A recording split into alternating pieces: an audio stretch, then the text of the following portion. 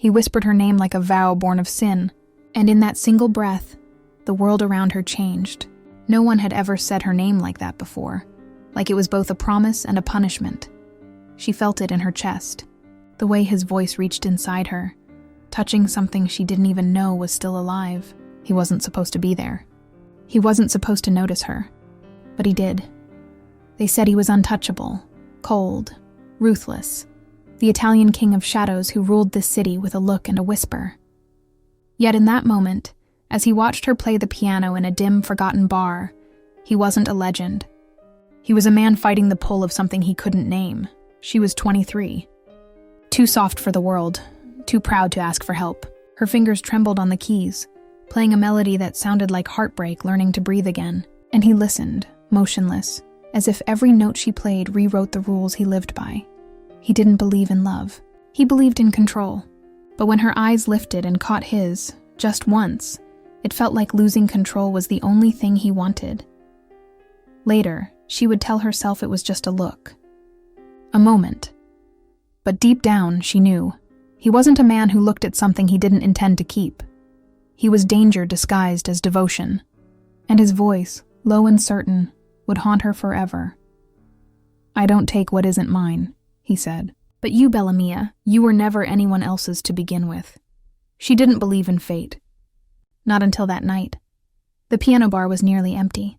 Just the hum of tired conversations, the clink of half-empty glasses, and her music threading through the smoke-filled air like a secret only she knew how to keep.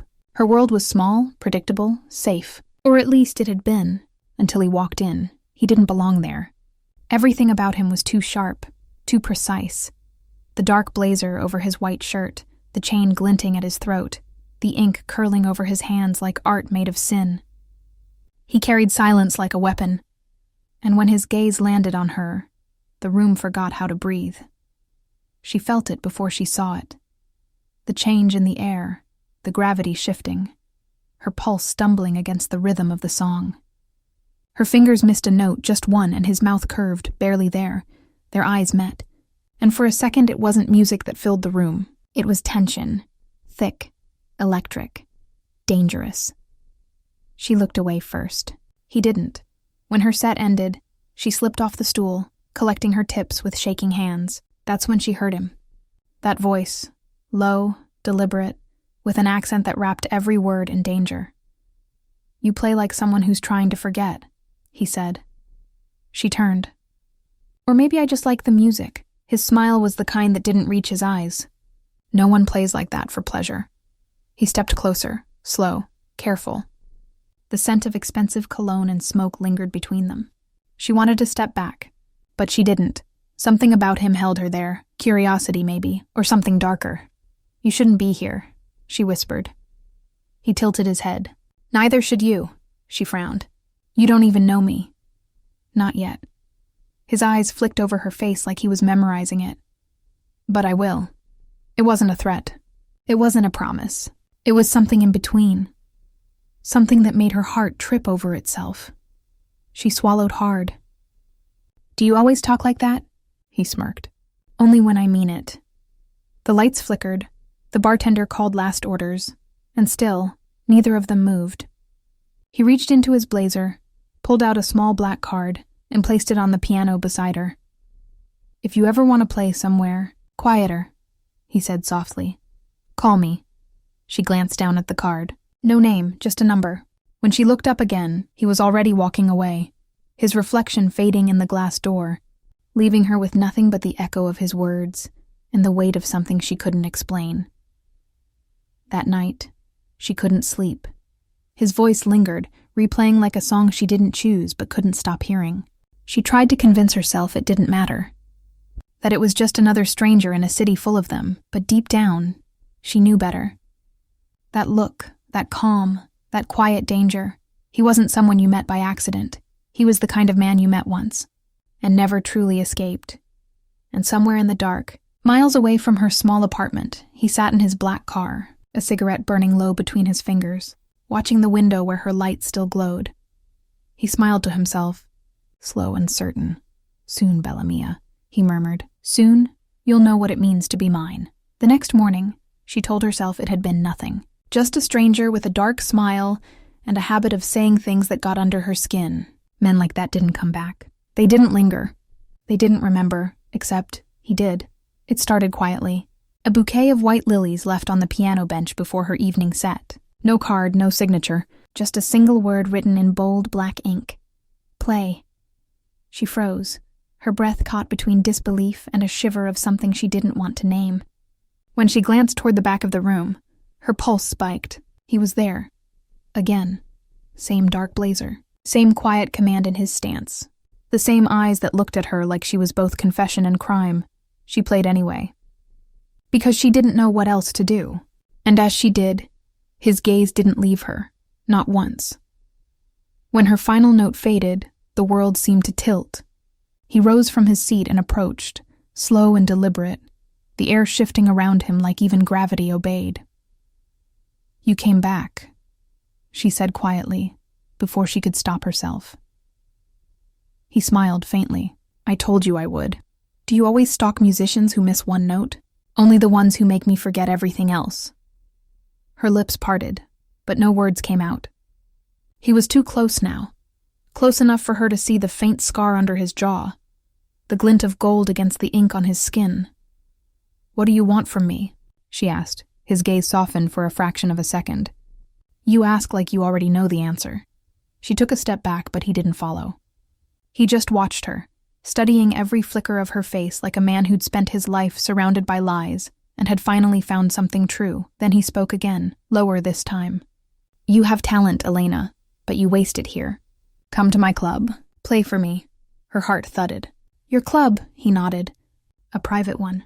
No distractions, no noise. Just you and the piano." "That sounds like an order," she said, trying to sound braver than she felt. He chuckled softly. "It's an invitation. Though I admit, I don't hear no very often." His confidence wasn't loud.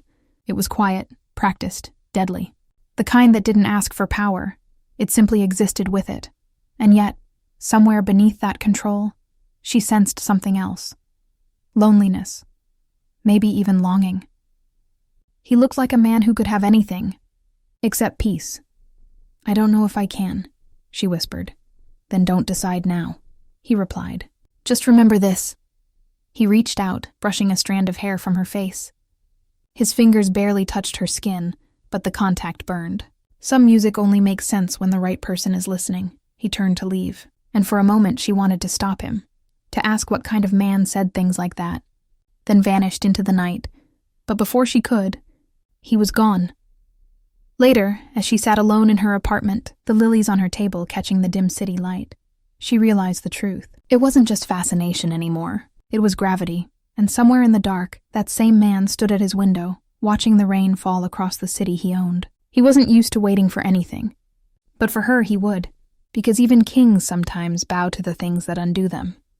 For 3 nights, she ignored the number. Every evening, her phone would light up with the same unknown call, and every evening she let it ring out. She told herself it was pride, that she didn't owe him an answer, not after the way he looked at her, as if he'd already decided who she was. But each time the phone went silent, a piece of her wanted to reach for it, because part of her already knew his voice would sound exactly like temptation. Across the city, Dante watched the missed calls stack up on his screen. He wasn't used to silence. When he wanted something, the world tended to deliver. But she, this quiet pianist with haunted eyes, was different. Her defiance didn't challenge his power. It fascinated it. He had built an empire on fear. Yet the thought of her not calling back made him restless in a way bullets never did. On the 4th night, he showed up again. She was halfway through her last song when she felt it, the pulse in the air, the shift in her chest that said he was near.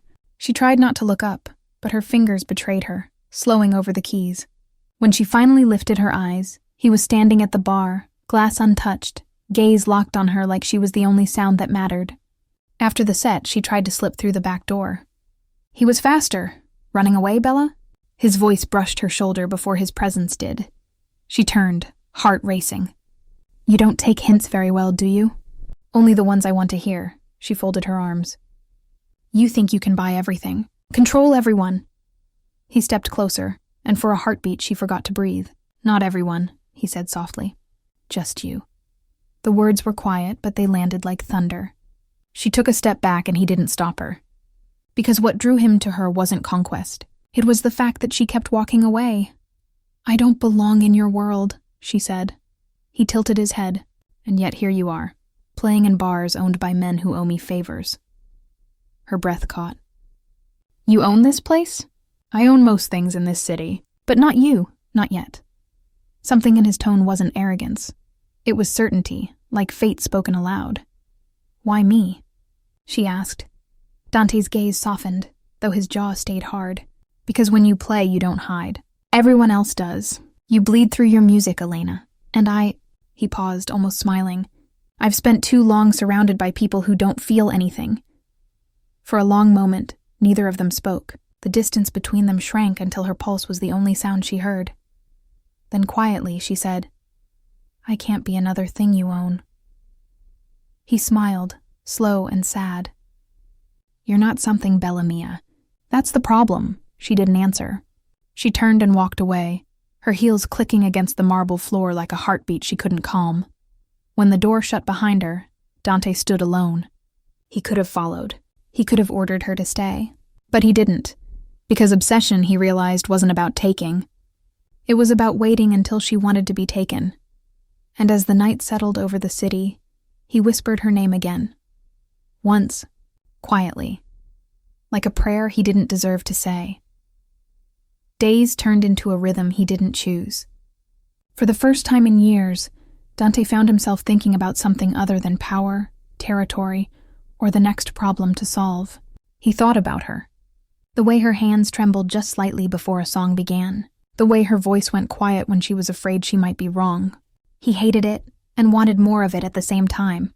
His men noticed the change first. He stopped smoking halfway through meetings. He didn't raise his voice when someone missed a deadline. And when one of them dared to ask if everything was all right, Dante simply said, "Get out." But the question lingered long after the door closed. Elena didn't know any of this. She was back in her apartment, trying to pretend that a man like him hadn't started haunting her dreams. Every time she sat at the piano, her fingers played melodies that didn't belong to her. Dark, aching, alive. Music that felt like him. She told herself she was fine. That what happened at the bar was just an encounter, a moment that would fade like smoke. But when she looked out the window, she found herself searching the street below, waiting. He showed up 3 nights later.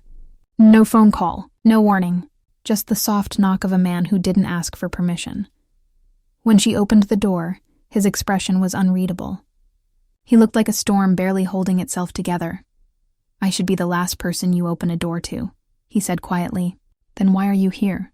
His eyes flicked down, then back to her. "Because I can't seem to stay away." Something in his voice had changed. Less control, more confession. He wasn't teasing her this time. He sounded tired, human. She stepped aside without knowing why. He walked in slowly, as though he was afraid he might break something by accident. Her small apartment smelled like coffee and rain. The walls were covered with sheet music. He looked around, touched none of it. "You live alone?" he asked. She nodded. "People are easier to miss when you're used to being alone." He looked at her for a long moment. "I used to think that too." They sat on opposite sides of the couch, silence settling between them. When she finally spoke, her voice was softer. "You don't look like a man who's used to doubt." He almost smiled. "I wasn't. Until you." The words hit harder than they should have. He reached out, tracing the edge of a piano sheet lying on the coffee table. "You play to survive, don't you?" She met his gaze. "Don't you live to control?" He exhaled, the sound more like surrender than breath. "Maybe I've spent too long doing both." For the first time, he didn't look like the untouchable king the world feared. He looked like a man who had built his own prison and was just beginning to notice the bars. She could have told him to leave. She could have reminded herself what he was: danger, chaos, everything she swore to avoid. Instead, she said, "Stay until the rain stops." He nodded once. No smirk, no clever line, just quiet acceptance. And as the thunder rolled outside, he leaned back, closed his eyes, and let himself breathe beside her. The first moment of peace either of them had felt in years. He didn't touch her. He didn't need to. Something had already cracked open inside him, and she could hear it in the way he said her name. Not as a claim, but as a confession. The rain stopped hours ago, but neither of them moved. Elena sat on the edge of the couch, watching the faint glow of city lights filter through the window. Dante leaned against the armrest, silent, his gaze fixed somewhere far beyond the room. It was strange how someone so dangerous could seem so still, like a lion pretending to sleep. When she finally spoke, her voice was almost a whisper. "You said you don't believe in innocence. Why?" He didn't look at her right away. For a long moment, the only sound was the faint tick of her wall clock. Then he said quietly, "Because I've seen what people do when they're desperate. Even the best ones, especially the best ones." His tone was calm, but something in it ached. She turned toward him, curiosity outweighing fear. "And what about you? What did you do?" That question should have made him smile. Instead, his jaw tightened. He looked out the window, where the reflection of city lights shimmered against the glass. "When I was 16, he said slowly, "I learned that power keeps you alive, and love gets you killed." His words were quiet, almost too measured, as though he'd said them to himself many times before. "My father trusted the wrong people. He thought loyalty meant safety. He was wrong. They made me watch what loyalty really costs." The weight in his voice silenced her. She wanted to ask what he saw, but the look in his eyes told her she didn't need to. He'd seen everything no one should have to see. Elena swallowed hard. "You were just a boy." He turned back to her, meeting her gaze. Boys grow up fast when blood is the first lesson. Then softer. "You learn to stop feeling, or you don't survive."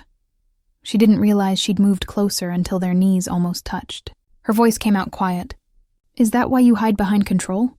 His expression flickered, one brief flash of vulnerability, gone as soon as it appeared.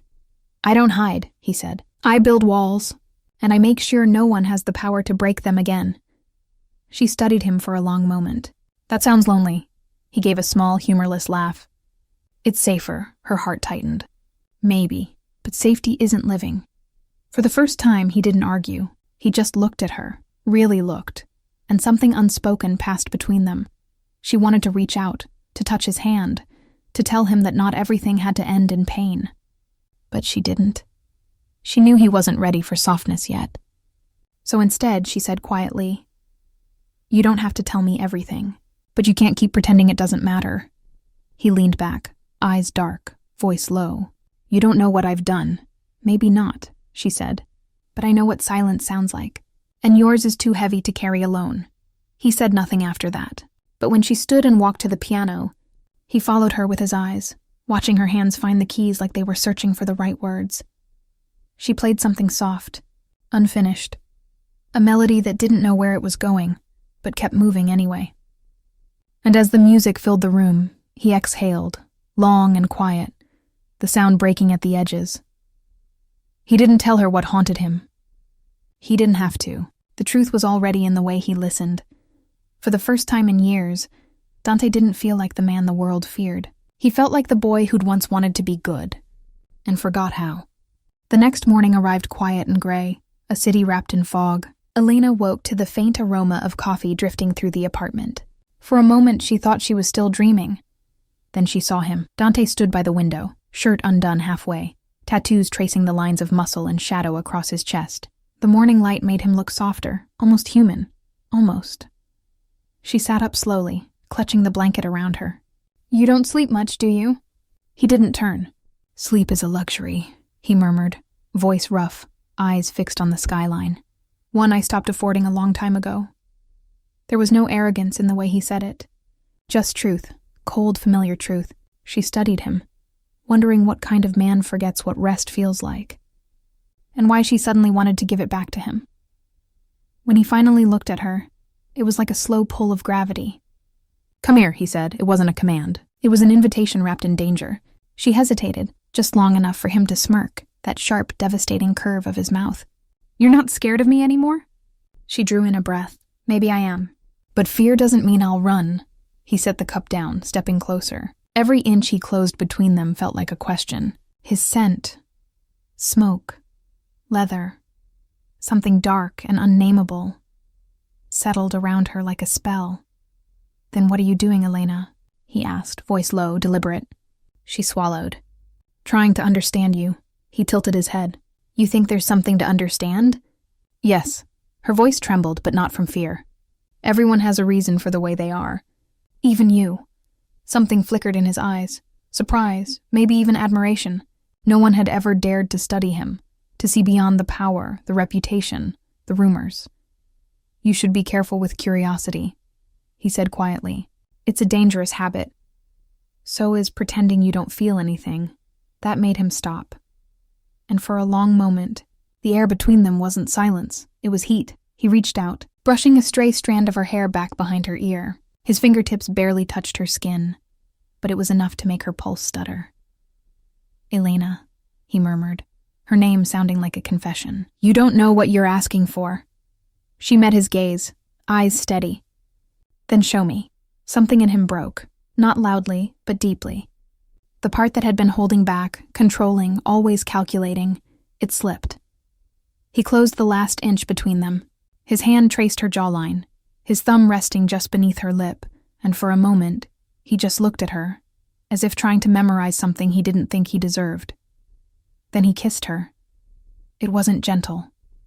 It wasn't rushed. It was the kind of kiss that came after too many nights of pretending indifference, slow, claiming, unbearably honest. Her hands rose instinctively, clutching the fabric of his shirt. She felt his heartbeat, steady, strong, but trembling under the surface.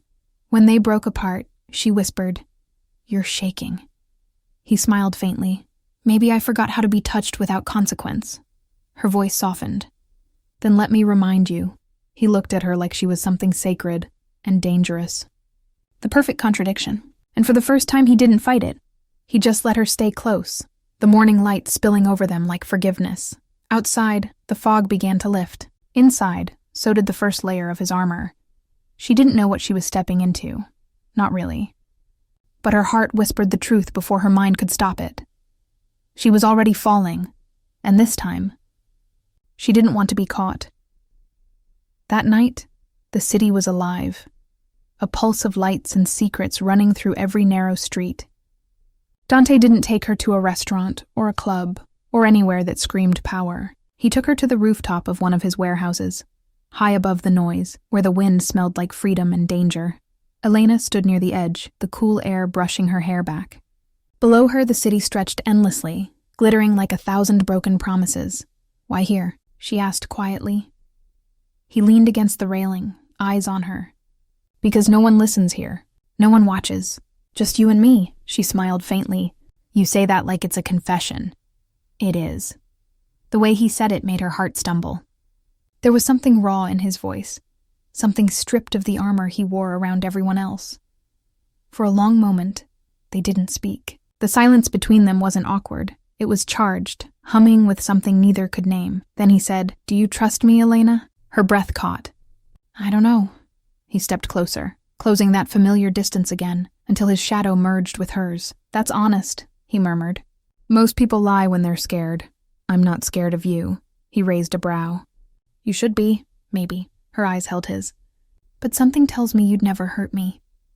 He studied her face, searching for the lie, but there wasn't one. And for the first time in years, Dante felt something dangerous. Belief. "Close your eyes," he said. She hesitated, then obeyed. The wind moved between them, cool and quiet. Then she felt his hand, light, deliberate, trace the back of her neck, fingers brushing against her pulse. "Breathe," he whispered. She did. Slowly. The world narrowed to that touch, that voice, that impossible calm in his chaos. When she opened her eyes, he was right there and too close, too real. He didn't kiss her immediately. He waited, letting the silence pull tighter, until she leaned into it, into him. And then he kissed her. This time, it wasn't just hunger. It was trust. It was the surrender of two people who had spent their whole lives fighting the very thing they needed most. Her fingers slipped into his hair. His hand slid around her waist, and for a heartbeat, it felt like the world had stopped spinning. Like there was no violence, no past, no lies, just this. Just them, When they broke apart, she was trembling. "Why does it feel like falling?" she whispered. "Because it is." His thumb brushed her lower lip. "And I'm not planning to catch you this time." She smiled softly. "Then maybe I'll learn to fly." That made him laugh, low, unexpected, real. The sound startled even him. He looked at her like she was something that made sense in a world that never had. Then his phone buzzed in his pocket. Sharp, cold reality slicing through the warmth. He ignored it once. Then again. But the third time, his jaw tightened. "What is it?" she asked. "Business," he said. But his eyes told her it was something darker. She stepped back slightly. "You're leaving, aren't you?" He nodded. "I have to. But I'll come back." She didn't ask when or if. She just watched him go, the wind pulling his scent through the air like a memory already fading. When the door closed behind him, she exhaled, heart racing, lips still tingling from the kiss that felt like a promise and a warning. She didn't know it yet, but that kiss wasn't the start of love. It was the beginning of the test that would decide whether love could survive the truth. And the truth was coming. Fast, merciless, and inevitable. It was 3 nights before he returned. 3 nights of silence, of unanswered calls, of questions that felt heavier with every passing hour. Elena tried not to care. She told herself he was just a man, not a promise, not a forever. But that kiss had burned itself into her, and no matter how hard she tried, she couldn't unfeel it. Then, on the 4th night, she saw him again. He was at his club, Velvet Noir, the one she'd only heard whispers about. The kind of place where the city's elite came to drown their sins in expensive liquor and lies. She shouldn't have gone there. But curiosity has a cruel way of dressing itself up as courage. When she stepped inside, the lights were low, music pulsing slow and hypnotic. And there he was, Dante, her Dante, sitting in a private booth, a glass of whiskey in his hand, a woman laughing softly against his shoulder. Her heart didn't just break. It stopped. She froze, every instinct screaming at her to leave. But she couldn't. She needed to see it, to make it real. He looked up once as if he felt her. Their eyes met across the room, and the world fell silent. Something flashed in his gaze. Shock, then something darker. He stood, the woman still beside him, her hand on his arm like a stain that wouldn't wash away. Elena turned and walked out before he could reach her. The night air hit her like glass, sharp and cold. By the time he caught up, she was already halfway down the street. "Elena!" His voice cut through the wind. She didn't stop. He grabbed her wrist, not roughly, but firm enough to make her face him. "It's not what you think," he said, breath heavy, eyes fierce. "Then tell me what I should think," she shot back. "Because from where I was standing, it looked a lot like you forgot I existed." His jaw tightened. "You shouldn't have been there." She laughed, bitter and broken. "You don't get to say that. You don't get to decide where I belong, Elena." He exhaled hard, running a hand through his hair. "That woman, she's nothing. Business. An informant. Business?" Her voice cracked. "Then why did you let her touch you like that?" He stepped closer, lowering his voice. "Because sometimes the only way to survive in my world is to let the devil think you're on his side." Her tears fell before she could stop them. "And what am I, Dante?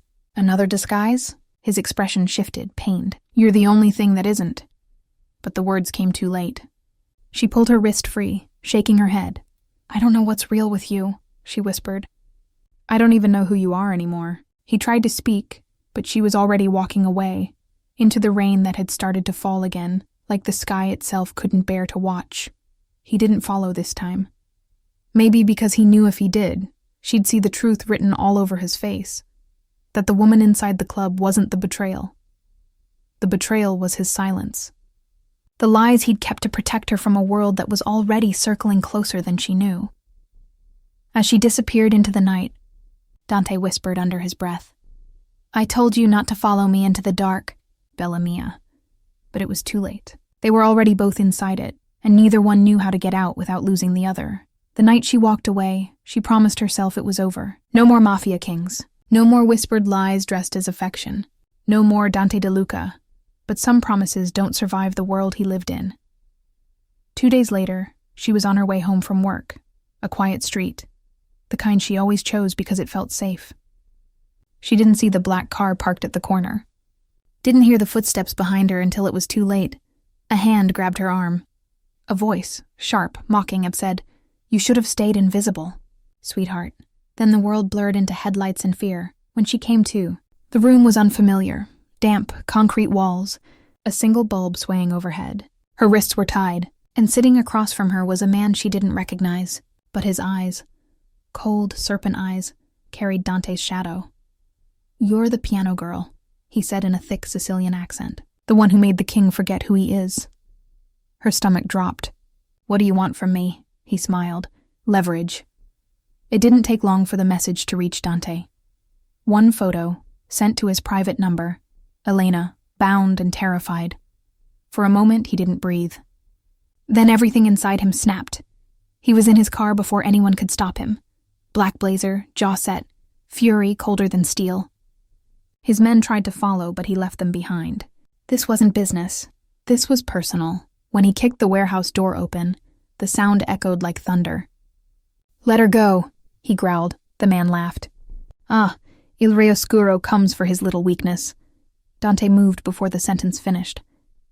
A gunshot cracked through the silence, not his, but close. He didn't flinch. He just advanced, each step deliberate, terrifying. Another man lunged at him. Dante slammed him into the wall, bones cracking under his grip. The leader reached for his gun, but Dante was faster. A single shot. The man dropped. Then there was silence again, except for the sound of Elena's breath, quick and uneven.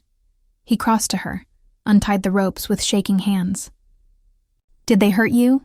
he asked, voice rough, barely human. She shook her head, tears streaking her cheeks.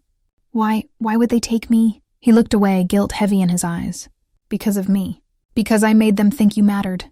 Her hands trembled as she touched his face. "You didn't make them think that, Dante.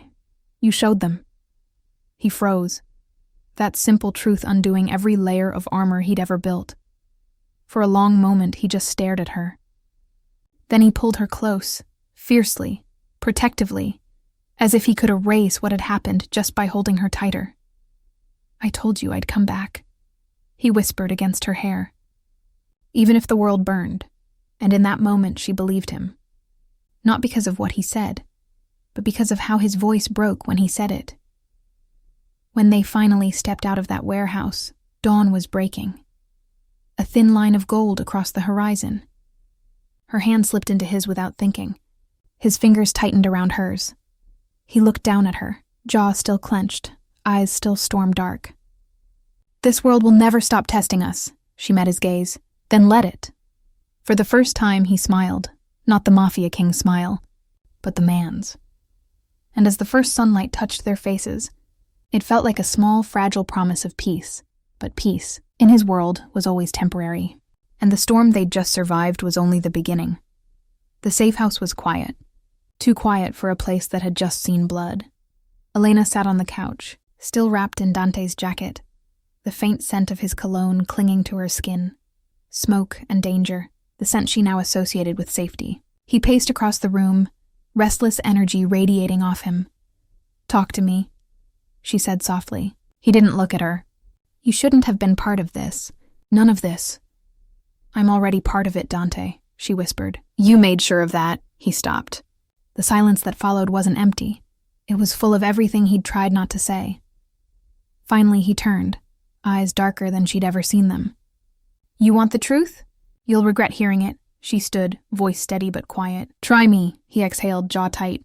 "The man who took you, Marcello Vitale, wasn't just some rival. He was my brother." The words hit like a blade. Her lips parted, but no sound came. "Your brother?" "Half-brother," he said, bitterness curling through his tone. "Same father, different mothers. He wanted what I had, the power, the empire. But most of all, he wanted to break me." She swallowed hard. "So he took me to get to you," Dante nodded once. "He knew you were the only thing that could make me lose control." Her heart twisted. "You told me I was safe with you." His gaze flickered. Pain, regret, fury. "You were, until I made the mistake of loving you out loud." The confession hung in the air, trembling like a secret finally freed. "Loving me," she repeated, voice breaking. "That's what this is?" He stepped closer, stopping just in front of her. "It's the only thing that feels real anymore. But everything around you," she whispered, is built on lies, fear, and blood. You kill people, Dante. You call it business, but it's murder. He flinched, not because of her words, but because they were true. I was born into this, he said. I never chose it. You choose every day, she said, eyes wet. You chose revenge. You chose silence. You chose this life over being free. He stared at her, voice low. And you think freedom would have given me you? Her breath caught. Maybe not, but it wouldn't have cost us everything. He reached out, gently touching her face, his hand trembling. I can't undo what I am, but I can protect you from it. She shook her head. You can't keep protecting me from something that is you. Something broke in his expression. The facade, the control, the legend. Just a man now, stripped bare by the one person he couldn't command. Then what do you want me to do, Elena? He asked quietly. Walk away? Her lips trembled. I want you to stop making me choose between love and survival. He didn't answer. He couldn't. Because for the first time, he understood that the war he'd been fighting wasn't out there. It was inside him. She stepped back, eyes shimmering with tears. You said you'd claim every part of me, Dante, but you can't claim what you don't understand. Then she turned and walked toward the door. He didn't stop her. Not this time. He just watched, helpless, furious, human. And as the door closed, his reflection stared back at him in the window. The Mafia king, the sinner, the man who had everything except the one thing he'd never learned how to keep. Her. The rain hadn't stopped in 3 days. It fell in sheets against the glass walls of Dante's penthouse, turning the city below into a blur of lights and water, a reflection of everything he'd built, everything he was losing. He hadn't seen her since that night. No calls, no messages, just silence, the kind that eats at a man until there's nothing left but ghosts. He poured himself another drink, but the whiskey didn't burn anymore. It just reminded him he was still breathing when part of him wished he wasn't. Across town, Elena sat alone in her apartment, fingers resting on her piano keys. She hadn't played since the kidnapping. Every note reminded her of him. Every silence reminded her that she missed him anyway. She pressed one key, soft, trembling, and it echoed like memory. The sound carried everything she couldn't say out loud, and somewhere in the city, he heard it. Not literally, but in the way a man feels a wound reopen. Instinctively, painfully, without logic. He set the glass down. Then he made the call. When she opened the door, she didn't look surprised to see him. She looked tired. He looked worse. Don't, she said quietly. Don't say anything. He didn't. He just stood there, soaked from the rain, eyes hollow. Then she sighed and stepped aside, letting him in. For a long moment, neither spoke. He looked around the small apartment, the sheet music scattered on the floor, the half-empty cup of tea, the life she was rebuilding without him. Finally, she said, Why are you here, Dante? His voice was rough. Because not being here hurts more. She turned away. That's not love, that's addiction. Maybe, he said, stepping closer. But what if it's both? She shook her head. You destroy everything you touch. He stopped, his voice breaking. I know, but I swear to you, Elena, I never meant to destroy you. Her eyes filled. Then why does it feel like you did? He moved closer, not to claim, not to command, but to beg. Tell me what to do. Tell me how to make this right. You can't, she whispered. Because every time you try to save me, you remind me what it cost to love you. He reached for her hand, but she pulled away. That was the moment. The one that broke something he didn't know could still be broken. His voice dropped to a whisper. You said once you weren't afraid of me. I'm not, she said softly. I'm afraid of what I become around you.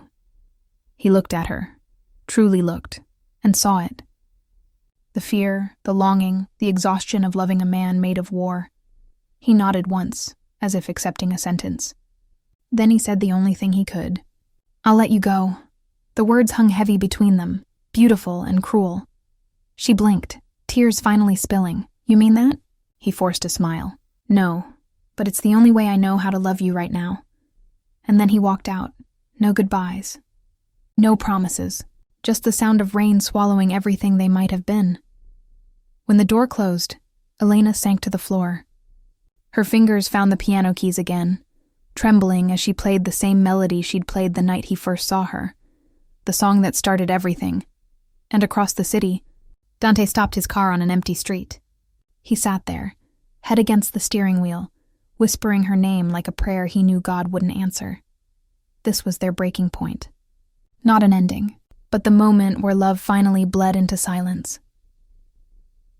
He stood at the edge of the room, the city burning gold behind him. Palermo's lights stretching like broken promises through the rain-fogged glass. Dante Moretti, the man who once ruled everything, looked like he was losing the only thing that ever mattered. Elena. She stood in the doorway, hands trembling around the small suitcase that held nothing of what she was leaving behind. Not the laughter, not the nights wrapped in his arms, not the way he whispered her name like it was both a prayer and a curse. Only what would help her survive. Don't. His voice came, low and rough, slicing through the silence. Don't walk away from me, amore. You have no idea what you're doing. Her breath caught. For a heartbeat, she almost turned back, almost ran to him like she always did. But this time, love wasn't enough. Not when it came with blood on its hands.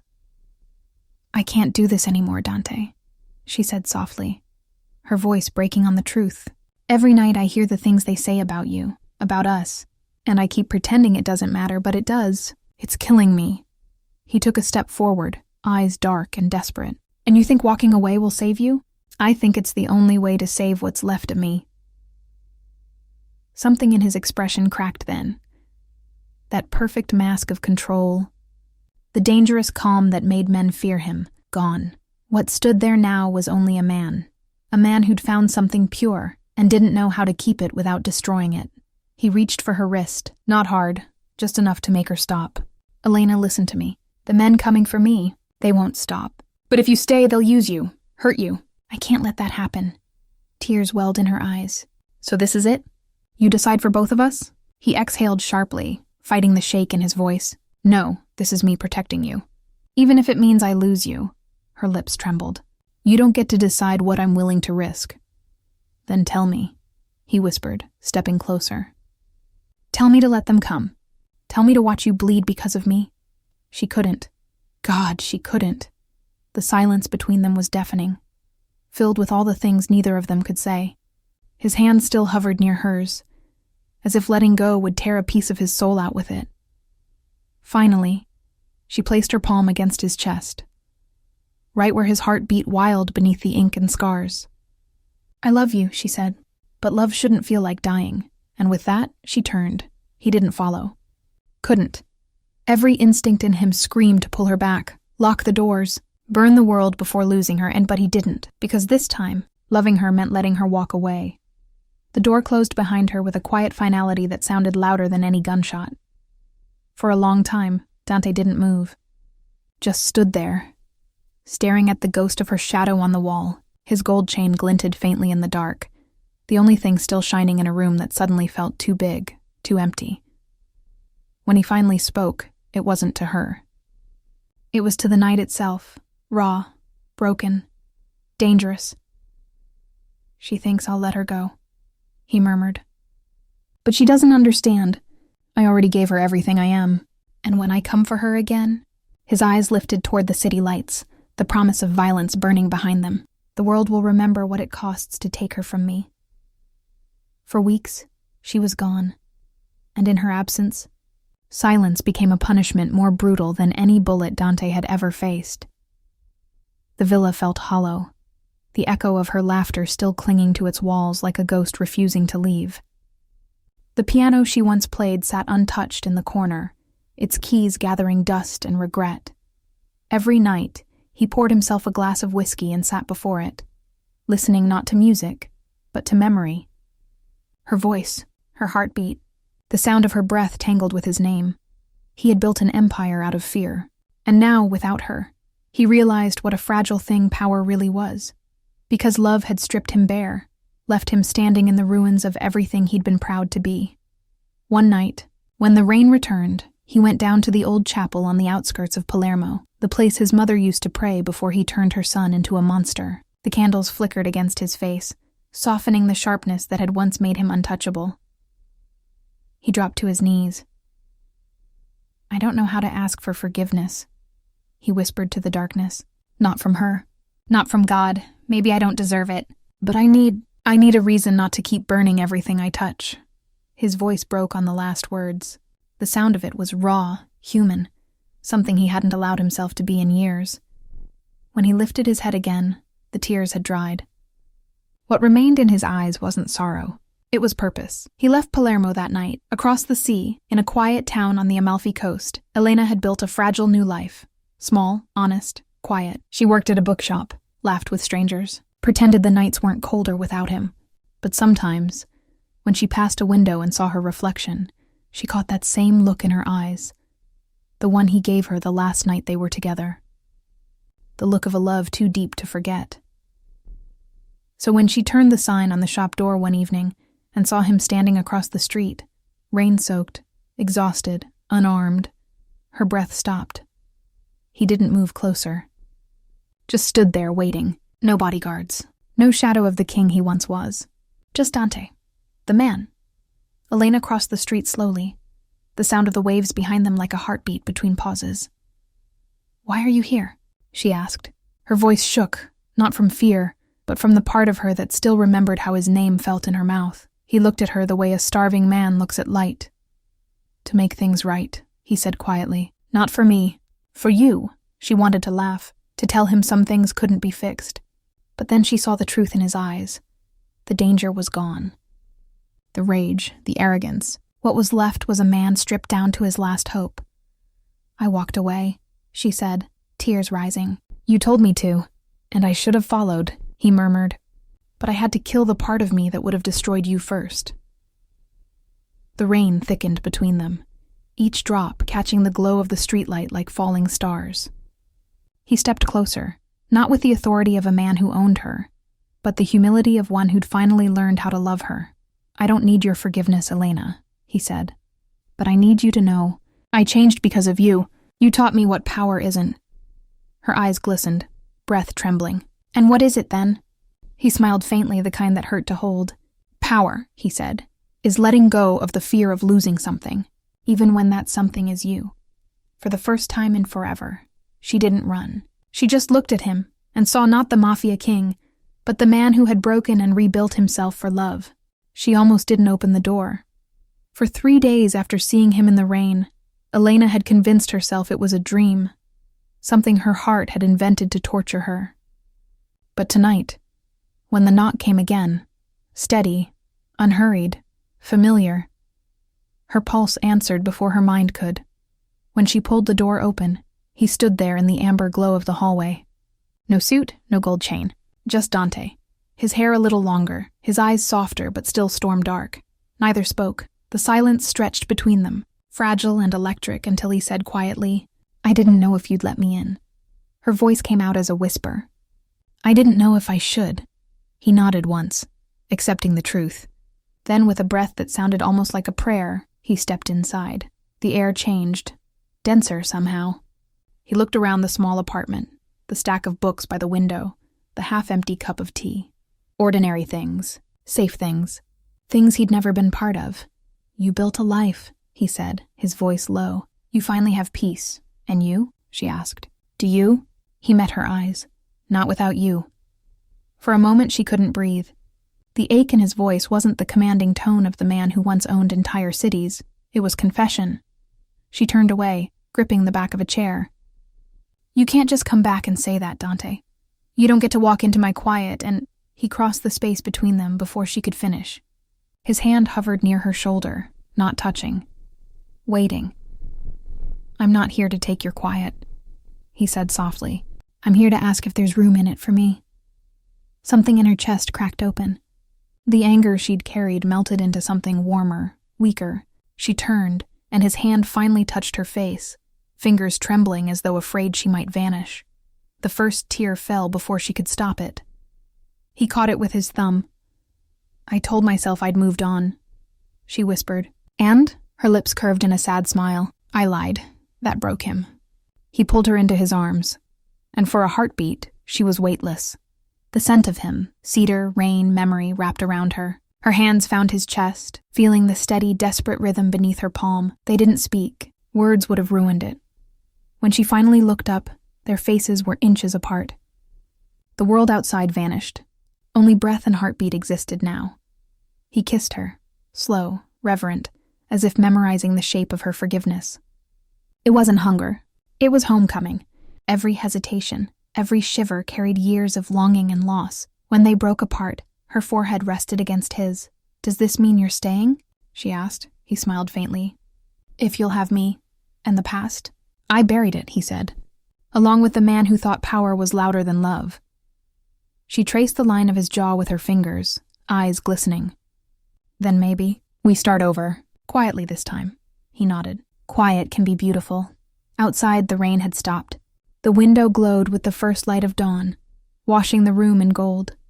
Dante looked at her, his voice barely more than breath.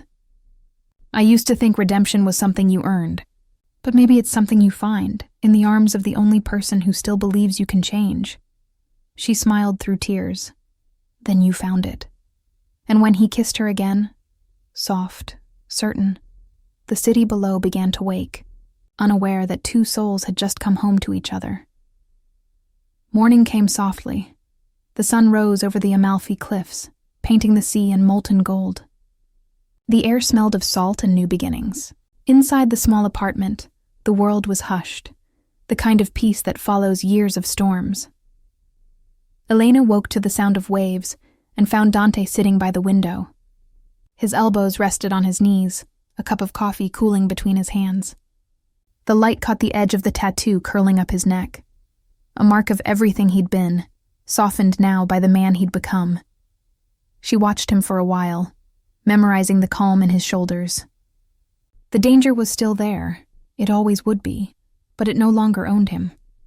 He'd learned how to live without fire burning behind his ribs. When he turned, he smiled. That rare, quiet smile that belonged only to her. "Morning, Bella." She patted across the floor, hair still messy from sleep, and slid into his lap like she'd never left. "Morning," she whispered. For a while they didn't speak. The world didn't need words. Her head rested against his chest, and his heart beat steady beneath her ear. Steady, human, free. Finally he broke the silence. "I've been thinking," he said, "about what comes next." She tilted her head up, eyes curious. "And I used to think happiness was something you took, something you owned." He brushed a strand of hair from her face. "But it's quieter than that. It's waking up and seeing you here. It's this." She smiled, tears glimmering without falling. "I like this version of you," he chuckled softly. "So do I." He's still learning not to look over his shoulder. Her hand found his, fingers tracing the scars. "You don't have to anymore. You're not running from the past." He looked out toward the sea. "No, just walking beside it now." Outside, church bells began to ring in the distance, faint, hopeful. A fisherman shouted to his son below, laughter echoing up the stone walls. Life moved on, ordinary and extraordinary in the same breath. Elena leaned closer, her lips brushing his ear. "Do you ever miss it?" "The power?" He turned to her, eyes soft but certain. "I traded a kingdom for peace. You tell me if that was foolish." Her answer was a kiss, gentle, absolute. When it ended, she whispered, "Kings rule, but you love, and that's harder." He smiled against her lips. "Then maybe love is the only empire worth keeping." They stayed there as the morning turned to afternoon, wrapped in sunlight and quiet promises. Every breath felt like the start of something new, not dramatic, not loud, just real. Later, they walked down to the beach. The water was cold, the sand warm beneath their feet. She laughed when he rolled up his sleeves and tried to skip stones, failing spectacularly. "Still terrifying," she teased. He grinned. "Only when necessary." As the tide lapped around their ankles, she looked at him, really looked, and saw not the legend, not the criminal, not the myth whispered in dark corners of Palermo. She saw the man who had finally forgiven himself. Dante reached into his pocket and pulled out a small chain, her old pendant, the one she'd left behind the night she walked away. He placed it in her palm. "I kept it, for when you'd come back." Her throat tightened. "You really believed I would?" His gaze softened. "It wasn't belief, amore. It was hope. And it kept me alive." The waves touched the shore again, slow and endless, the heartbeat of the world steady beneath them. She closed her fingers around the pendant, then around his hand. "Then promise me," she said, "no more ghosts. No more goodbyes." He nodded, voice barely more than a vow. "Only forever." And when she kissed him beneath the rising sun, the sea shimmered gold, as if the world itself had chosen to forgive them both.